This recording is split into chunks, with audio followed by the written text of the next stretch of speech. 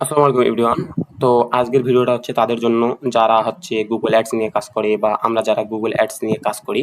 আজকের ভিডিওটা তাদের জন্য, কারণ যখন আমরা কোনো কিছু একটা ক্যাম্পেইন রান করতে যাই তখন আমাদেরকে ক্যাম্পেইনের ভিতরে কিওয়ার্ড দিতে হয় এবং সেই কিওয়ার্ডগুলো বিভিন্ন ধরনের ম্যাচ টাইপে রাখতে হয়, অ্যাজ লাইক ফ্রেজ ম্যাচ এবং এক্সাক্ট ম্যাচে রাখতে হয় টার্গেট অডিয়েন্সের কাছে পৌঁছানোর জন্য। ওকে, তো আমি যদি এটাকে ফ্রেজ ম্যাচে রাখতে চাই তাহলে হচ্ছে আমাকে এখানে কোলন চিহ্ন দুইটা ব্যবহার করতে হয় সামনে পিছনে। তাহলে এটা কি হয়ে গেল?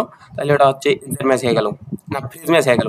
এখন আমি যদি এক্সাক্ট ম্যাচ রাখতে চাই তাহলে আমাকে পিছনে থার্ড ব্র্যাকেট এবং সামনে হচ্ছে থার্ড ব্র্যাকেট ইউজ করতে হয় এটাকে ফ্রেজ ম্যাচ বোঝানোর জন্য। ওকে, তো এখানে আমরা একটা ক্যাম্পেইনে মূলত 70 থেকে 80টার মতো কিওয়ার্ড দেই।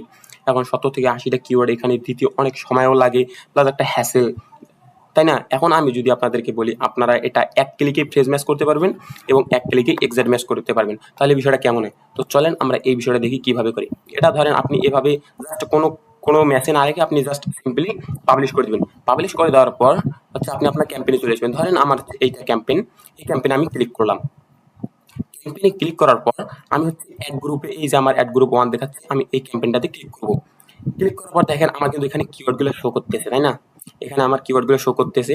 এখন আপনি এখানে করবেন, যাচাই করবেন যে আপনি কোন কোন হচ্ছে কিওয়ার্ডগুলোকে এক্সাক্ট ম্যাচে রাখতে চান বা ফ্রেজ ম্যাচে রাখতে চান।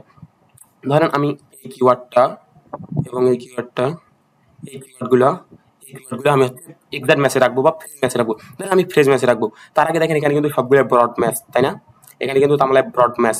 এখন আমি চাচ্ছি যেগুলোকে আমি ফ্রেজ ম্যাচে রাখবো। ফ্রেজ ম্যাচে রাখার জন্য আমরা কি করব? এই যে আমাদের এখানে এডিট বাটনটা আছে, আমরা এডিট বাটনে ক্লিক করব। এডিট বাটনে ক্লিক করার পরে এই যে দেখেন চেঞ্জ ম্যাচ টাইপ দিয়ে হচ্ছে চেঞ্জ অল ম্যাচ টাইপে আমরা ক্লিক করব।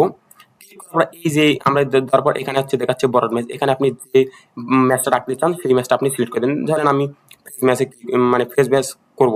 ফ্রেজ ম্যাচে ক্লিক করার পর আপনি জাস্ট অ্যাপ্লাই দিয়ে দেন। অ্যাপ্লাই দেওয়ার পর দেখেন আমাদের ম্যাচ টাইপটা কিন্তু চেঞ্জ হচ্ছে।